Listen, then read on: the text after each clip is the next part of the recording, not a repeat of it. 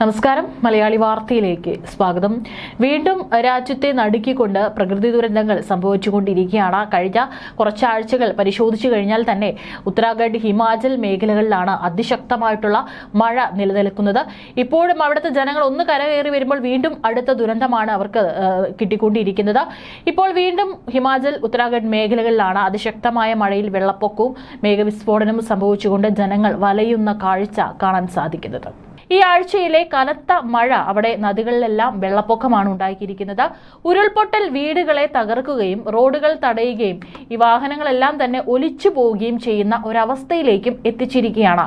കഴിഞ്ഞ മാസത്തെ വെള്ളപ്പൊക്കത്തിന് ശേഷം ആളുകൾ ജീവിതം തിരികെ പിടിക്കുന്നതിനിടെയാണ് പുതിയ ദുരന്തമുണ്ടായത്. ഈ പറയുന്ന ഉത്തരാഖണ്ഡ്, ഹിമാചൽ പ്രദേശ് മേഖലകളൊക്കെ തന്നെ ധാരാളം വിനോദസഞ്ചാരികൾ എത്തുന്ന സ്ഥലമാണ്. ഇവിടെ നിന്ന് നമ്മുടെ മലയാളികളടക്കം അവിടേക്ക് ടൂറൊക്കെ തന്നെ പ്ലാൻ ചെയ്യുന്ന ഒരു സ്ഥലമാണ്. അപ്പോൾ അവിടെയുള്ള ആളുകളെ സംബന്ധിച്ചും ഈ ടൂറിസം തന്നെയാണ് ഏറ്റവും ഒരു വരുമാന മാർഗം എന്ന് പറയുന്നത്. പക്ഷേ ഇത്തരത്തിലുള്ള ദുരന്തങ്ങൾ അടിക്കടി അവിടെ സംഭവിക്കുമ്പോൾ അവിടേക്കുള്ള വിനോദസഞ്ചാരികളുടെ ഒഴുക്ക് കുറയുകയാണ്. അതും അവരുടെ സാമ്പത്തികമായിട്ടുള്ള ഒരു തകർച്ചയ്ക്ക് കാരണമാകുന്നു. മാത്രവുമല്ല, അവിടെയുള്ള ജനങ്ങൾക്കും അവരുടെ ജീവൻ കൂടി നഷ്ടമാകുന്ന ഒരു സ്ഥിതിയിലേക്കാണ് ഈ പ്രകൃതി ദുരന്തങ്ങളൊക്കെ തന്നെ ഇപ്പോൾ അവരെ നയിച്ചുകൊണ്ടിരിക്കുന്നത്. കഴിഞ്ഞ മാസത്തെ വെള്ളപ്പൊക്കത്തിന് ശേഷം ആളുകളെല്ലാം തന്നെ വീണ്ടും എല്ലാം പഴയപടി ഒന്ന് ആയി വരുമ്പോഴാണ് വീണ്ടും ഒറ്റ രാത്രി കൊണ്ട് പെയ്ത മഴയിൽ മാത്രം അവിടെ 15 പേർ മരിക്കുകയും 16ഓളം ആളുകൾ അവിടെ കാണാതാവുകയും ചെയ്തിരിക്കുന്നത്. സംസ്ഥാന എമർജൻസി ഓപ്പറേഷൻ സെന്റർ പറയുന്നതനുസരിച്ച് NDRF, SDRF, ഫയർ ബ്രിഗേഡ് ടീമുകൾ 90-ലധികം ആളുകളെ അവിടെ നിന്ന് രക്ഷിച്ചിട്ടുണ്ട്. ഡെറാഡൂൺ ജില്ലയിലാണ് കനത്ത നാശനഷ്ടം ഉണ്ടായിരിക്കുന്നത്. കൂടാതെ അവിടെയുള്ള വികാസ് നഗറിലെ ടോൺസ് നദിയിൽ ട്രാക്ടർ ട്രോളി ഒലിച്ചുപോയതിനെ തുടർന്ന് ഉത്തർപ്രദേശിലെ മൊറാദാബാദ് ജില്ലയിൽ നിന്നുള്ള 8 പേർ ഉൾപ്പെടെ 13 പേരാണ് തലസ്ഥാനത്ത് മാത്രം മരിച്ചിരിക്കുന്നത്. ഈ മരിച്ചവരുടെ കുടുംബാംഗങ്ങൾക്ക് 2 ലക്ഷം രൂപ നഷ്ടപരിഹാരം നൽകുമെന്ന് മുഖ്യമന്ത്രി യോഗി ആദിത്യനാഥ് പ്രഖ്യാപിച്ചിട്ടുണ്ട്. റോഡുകളും പാലങ്ങളും എല്ലാം തകർന്നു. അവിടെ പല മേഖലയിൽ അവിടെ ദേവഭൂമി ഇൻസ്റ്റിറ്റ്യൂട്ടിൽ കുടുങ്ങിക്കിടക്കുന്ന 400 മുതൽ 500 വിദ്യാർത്ഥികളെ അവിടെ SRF ടീമുകൾ സുരക്ഷിത സ്ഥാനങ്ങളിലേക്ക് മാറ്റുകയും ചെയ്തിട്ടുണ്ട്. കുറച്ച് ആളുകളെയൊക്കെ തന്നെ വളരെ വേഗത്തിൽ അവിടെ നിന്ന് മാറ്റാൻ സാധിക്കുന്നത് കൊണ്ടാണ് മരണസംഖ്യ ഉയരാതെയിരിക്കുന്നത്. കൂടാതെ നൈനിറ്റാൽ, പിത്തോരാഗഡ് ജില്ലകളിലും ഓരോ മരണവും രേഖപ്പെടുത്തിയിട്ടുണ്ട്. ഗംഗ, യമുന ലെവലിന് അടുത്തുകൂടിയും ടംസ നദി അപകടാവസ്ഥയിലും ഒഴുകുകയാണെന്നാണ് അധികൃതർ അറിയിച്ചിരിക്കുന്നത്. സെപ്റ്റംബർ 20 വരെ ഉത്തരാഖണ്ഡിലെ ഡെറാഡൂൺ, ചമ്പാവത്ത്, ഉധംസിംഗ് നഗർ എന്നിവിടങ്ങളിലും കനത്ത മഴയ്ക്ക് സാധ്യതയുണ്ടെന്ന് മുന്നറിയിപ്പുണ്ട്. കൂടുതൽ വെള്ളപ്പൊക്കത്തിന് സാധ്യതയുണ്ടെന്നും അധികൃതർ മുന്നറിയിപ്പ് നൽകി.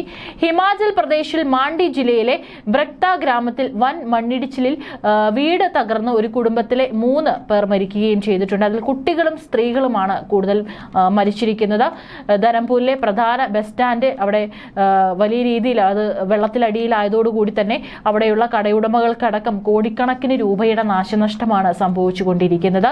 ഷിംലയിലും നഗരത്തിന്റെ മധ്യഭാഗത്ത് ഹിംലാൻഡിന് സമീപം മണ്ണിടിച്ചിലിൽ കാറുകൾ തകരുകയും പ്രധാന റോഡുകൾ തടസ്സപ്പെടുകയും ചെയ്തിട്ടുണ്ട്. മറ്റുള്ള ചില പ്രധാനപ്പെട്ട മേഖലകളായിട്ടുള്ള ജുബർഹട്ടി, കാൻഗ്ര, ബുൻതാർ, മുരാരി ദേവി, സുന്ദർ നഗർ എന്നിവിടങ്ങളിലും ഇടിമിന്നലോടും കാറ്റോടും കൂടിയ മഴ റിപ്പോർട്ട് ചെയ്തു. ബിലാസ്പൂരിലും കുഫ്രിയിലും കാറ്റിന്റെ വേഗത മണിക്കൂറിൽ 37 കിലോമീറ്റർ വരെ രേഖപ്പെടുത്തിയിട്ടുണ്ട്. ദുരന്ത ബാധിതർക്ക് സഹായം എത്തിക്കാൻ മുഖ്യമന്ത്രി സുഖന്ദർ സിംഗ് സുഖു ഉദ്യോഗസ്ഥർക്ക് നിർദ്ദേശം നൽകി. അതേസമയം BJP MP ആയ അനുരാഗ് താക്കൂർ കോൺഗ്രസ് നേതൃത്വത്തിലുള്ള സംസ്ഥാന സർക്കാരിനെയും വിമർശിച്ചിട്ടുണ്ട്. ഈ ഒരു സാഹചര്യത്തിൽ ദുരന്ത സമയത്ത് പ്രധാനമന്ത്രി മോദി ഹിമാചൽ പ്രദേശിനായി വളരെയധികം കാര്യങ്ങൾ ചെയ്യുന്നുണ്ട്. എന്നാൽ കോൺഗ്രസ് സർക്കാരിന്റെ നിഷ്ക്രിയത്വം ചോദ്യങ്ങൾ ഉയർത്തുന്നു. എവിടെയാണ് സംസ്ഥാന സർക്കാർ എന്നാണ് താക്കൂർ ചോദിച്ചിരിക്കുന്നത്. പ്രധാനമന്ത്രി നരേന്ദ്രമോദി ഹിമാചലിലെ മഴക്കെടുതി ബാധിത പ്രദേശങ്ങൾ വിമാനത്തിൽ സന്ദർശിച്ച് 1500 കോടി രൂപ സഹായം നൽകിയിട്ടുണ്ട്. അത്തരത്തിൽ സഹായധനം നൽകി ഒരാഴ്ച കഴിഞ്ഞാണ് വീണ്ടും കനത്ത മഴ ഉണ്ടാകുകയും വീണ്ടും അല്പം കൂടി ആളുകൾ ഇത്തരത്തിൽ ദുരന്തത്തിന് ഇരയാവുകയും ചെയ്തിരിക്കുന്നത്. ഏതായാലും ജൂൺ 20 മൺസൂൺ ആരംഭിച്ചതിന് ശേഷം മാത്രം സംസ്ഥാനത്ത് 236 പേർ മരിച്ചതായി ഔദ്യോഗികമായി കണക്കുകൾ വ്യക്തമാക്കുന്നു. അതേസമയം കേരളത്തിലും ഒരു ഇടവേളയ്ക്ക് ശേഷം മഴ മുന്നറിയിപ്പ് എത്തുകയാണ്. ഇവിടെയൊക്കെ തന്നെ മഴ മുന്നറിയിപ്പ് വരുമ്പോൾ പല ആളുകളും അതിനെ നിസ്സാരവൽക്കരിച്ച് കാണുകയാണ്. പക്ഷെ ഒന്ന് ഓർക്കണം, ഈ പറയുന്ന ഉത്തരാഖണ്ഡ്, ഹിമാചൽ പ്രദേശ് മേഖലകളിലൊക്കെ തന്നെ ഈ ഒരു മഴ കാരണം അല്ലെങ്കിൽ മേഘവിസ്ഫോടനം കാരണം വലിയ ദുരന്തമാണ് അനുഭവിക്കുന്നത്. അവിടെ നിന്നുള്ള വാർത്തകൾ ഇപ്പോൾ കേരളത്തിലുള്ള ജനങ്ങൾക്ക് അറിയാം, നമ്മൾ പ്രളയം വന്നപ്പോൾ എന്താണ് അനുഭവിച്ചത് എന്നുള്ളത്. പിന്നീട് അത്തരത്തിലോട്ടുള്ളൊരു വളരെ ഗുരുതരമായിട്ടുള്ള സാഹചര്യത്തിലേക്ക് നമ്മൾ പോയിട്ടില്ല എങ്കിലും മഴ മുന്നറിയിപ്പുകളൊക്കെ തന്നെ ജനങ്ങൾ കൃത്യമായി പാലിക്കണമെന്നാണ് ഇപ്പോഴും കാലാവസ്ഥാ വകുപ്പ് അടക്കം പറയാറുള്ളത്. ഏതായാലും കർണാടക മുതൽ കന്യാകുമാരി വരെ നിലനിൽക്കുന്ന ന്യൂനമർദ്ദ പാത്തിയുടെ സ്വാധീനത്തിൽ കേരളത്തിൽ ഇന്നും നാളെയും ശക്തമായ മഴയ്ക്ക് സാധ്യതയുണ്ടെന്ന് കാലാവസ്ഥാ നിരീക്ഷണ കേന്ദ്രം അറിയിച്ചിട്ടുണ്ട്.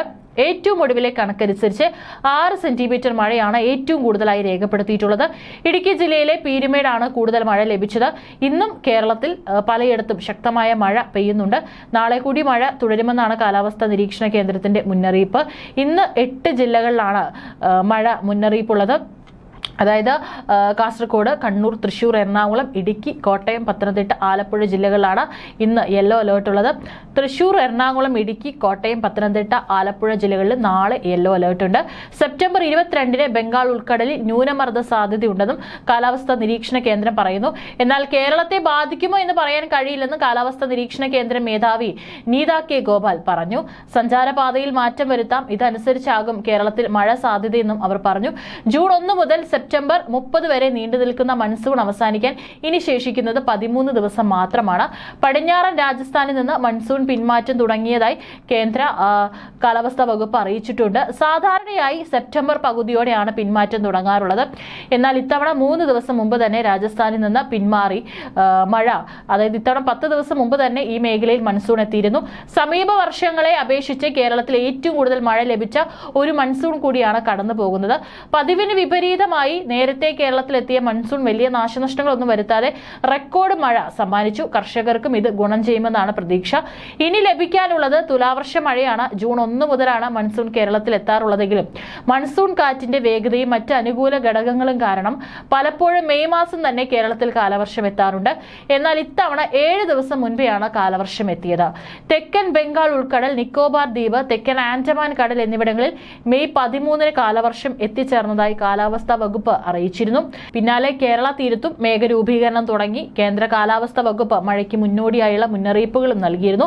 മെയ് 24 മുതൽ തുടങ്ങിയ മഴ മെയ് 31-നാണ് അല്പം ഒന്ന് ബ്രേക്ക് ഇട്ടത്. ഈ സമയത്ത് 440.5 മില്ലിമീറ്റർ മഴ ലഭിച്ചു. തുടർന്ന് ജൂൺ 5 മുതൽ വീണ്ടും മഴയെത്തി. ഏതായാലും പതിവ് പോലെ വടക്കൻ കേരളത്തിൽ വിരലിൽ എണ്ണാവുന്ന ദിവസങ്ങൾ ഒഴിച്ച് ബാക്കി എല്ലാ ദിവസവും മഴ ലഭിച്ചിട്ടുണ്ട്.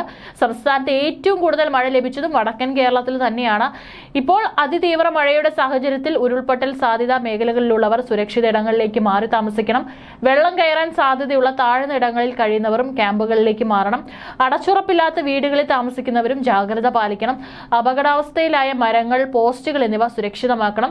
ശക്തമായ മഴയിൽ നദികളിൽ ഇറങ്ങാൻ പാടില്ല. അത്യാവശ്യമില്ലാത്ത യാത്രകൾ ഒഴിവാക്കണം. കടൽക്ഷോഭത്തിന് സാധ്യതയുള്ളപ്പോൾ അപകട മേഖലകളിൽ നിന്ന് മാറി താമസിക്കണം. വള്ളങ്ങളും ബോട്ടുകളും കടലിൽ ഇറക്കുന്നത് ഒഴിവാക്കണം. മത്സ്യബന്ധനത്തിൽ ഏർപ്പെടരുത്. മുന്നറിയിപ്പ് പിൻവലിക്കുന്നതുവരെ ബീച്ചുകൾ കേന്ദ്രീകരിച്ചുള്ള വിനോദസഞ്ചാരം ഒഴിവാക്കണം. മത്സ്യബന്ധന യാനങ്ങൾ ഹാർബറിൽ കെട്ടിയിട്ട് സൂക്ഷിക്കണം. ഏതായാലും ഇത്രയും മുന്നറിയിപ്പുകൾ കൃത്യമായി തന്നെ ജനങ്ങൾ പാലിക്കേണ്ടതാണ്.